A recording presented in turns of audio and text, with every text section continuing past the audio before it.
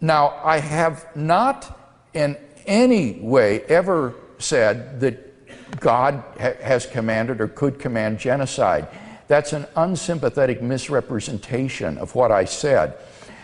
What I was dealing with are these narratives in the Hebrew Bible concerning God's commands to Israel to go into the land of Canaan, or the modern-day land of Palestine, and to drive out the Canaanite clans or tribes that were inhabiting the land. And in the Hebrew Bible, God commands Israelites to go in there and to slaughter any of the Canaanites that oppose them, whether man, woman, or child. They are to be exterminated. Now, anybody who takes the Bible to be historical has got to wrestle with these difficult texts. The question is, how could a God who is all loving, all good, and all holy issue such commands? And why would he do so? Is there some kind of internal inconsistency here? And what I argued was that when you look into these in the context of the narrative, you find that God held his people Israel in Egypt for 400 years before bringing them into the land of Canaan, because he said the iniquity of the Canaanites is not yet complete. These people were not yet so debauched, so reprobate, that God would judge them. And so he held his people in abeyance until the iniquity of these Canaanite tribes was so pronounced, they were so vile and so evil, that God finally used Israel as his means of bringing judgment upon these tribes, in the same way that God would later use pagan nations like Babylon and Assyria to judge his own people, Israel, by allowing them to come in and sweep through the land and conquer the people. So that this represented God's judgment upon these Canaanite tribes. And when you read the ancient non-biblical literature about these tribes, this was a culture that was incredibly evil. Clay Jones has written an article on this in Philosophia Christi, in which he looks at some of these ancient texts. And the sort of the bestiality and human sacrifice and the mockery of God that characterized this culture was really, really vile. And it raises the hair on your neck to read these texts of what these people were like. And this story of the conquest of Canaan only comes after the story of God's judgment on Sodom and Gomorrah. And you may remember in that story, Abraham argues with God and says, God, if there are 50 righteous people in these cities, will you destroy them? Will you destroy the good along with the unjust? And God says, no, for the sake of the 50, I will not destroy them. And then, like a Middle Eastern merchant, Abraham bargains with God. Well, God, if there are 40 in the city, will you destroy it? God says, no, for the sake of the 40 righteous people, I will not destroy it. And God says, Abraham says, oh God, don't be impatient with me, but if there are 10 righteous men in the city, will you destroy it? And God says, no, for the sake of the 10, I will not destroy it. And Abraham doesn't dare to argue any further with God. But the purpose of this story, which comes in the narrative prior to the conquest of Canaan, I think, is to emphasize that God is not going to judge these people until they are utterly, utterly deserving of judgment because they are so debauched. So the story of Sodom and Gomorrah is illustrative of why God held his people for 400 years before bringing them into the land. And when he brought them into the land to judge Canaan, what was that judgment? It was not to commit genocide. That is an utter misrepresentation. There was no racial war here. There was no command to pursue and hunt down the Canaanites and exterminate them all. What was the command? The command was to drive them out of the land. The land is what was and remains so all important to these Middle Eastern people. Who has the land?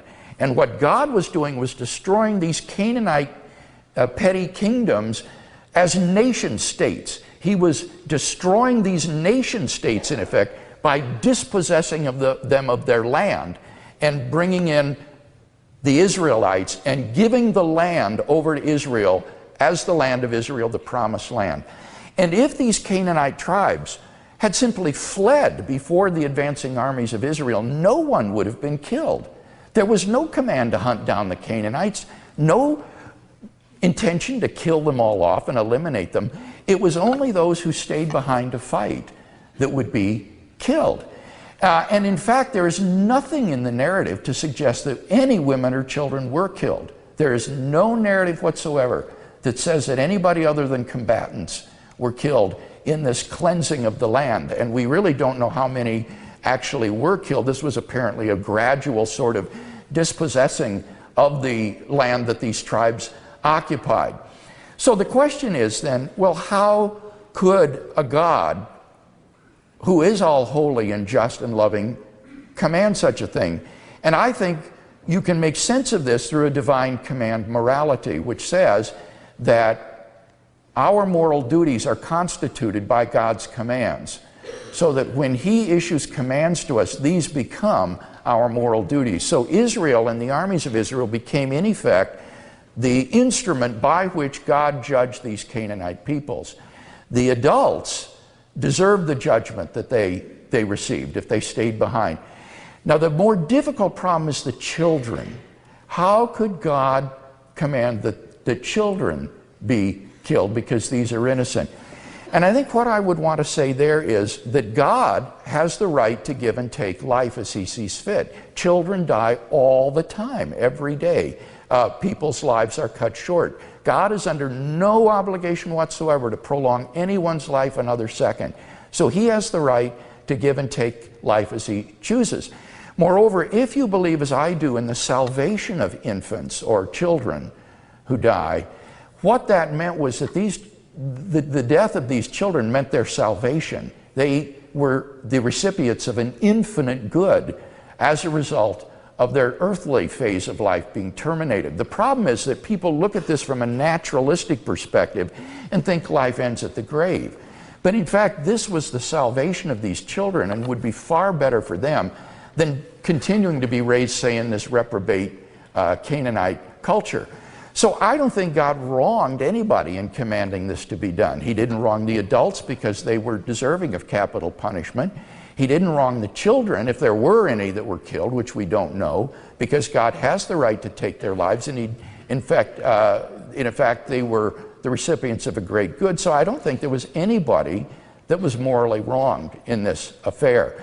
So it seems to me that it is possible for God to do so. I think only one thing needs to be added, and that is that God had morally sufficient reasons for issuing such an extraordinary command. It needs to be understood as how extraordinary and out of the ordinary this command was. It is associated with the conquest of Canaan and the dispossession of the land and giving it to these people. And God, I think, had morally sufficient reasons for doing this because these people were due for judgment, and by issuing so harsh an object lesson to Israel, by using them as His instruments for bringing judgment in this way, He emphasized to them, as nothing else could do, how they were to be a holy people set apart for God Himself, and not to follow after the pagan deities of Israel's neighbors, not to betray their faith and apostatize and follow these Canaanite gods like Baal and Molech and others. This was an object lesson to them to preserve Israel and the salvation of these people, through which, of course, the instrumentality of Israel, He would eventually bring the Christ into the world and effect the salvation of the entire world through Christ. So I think God had morally sufficient reasons for doing such an extraordinary thing, which is really unique and not something to be repeated or expected in any other time or age.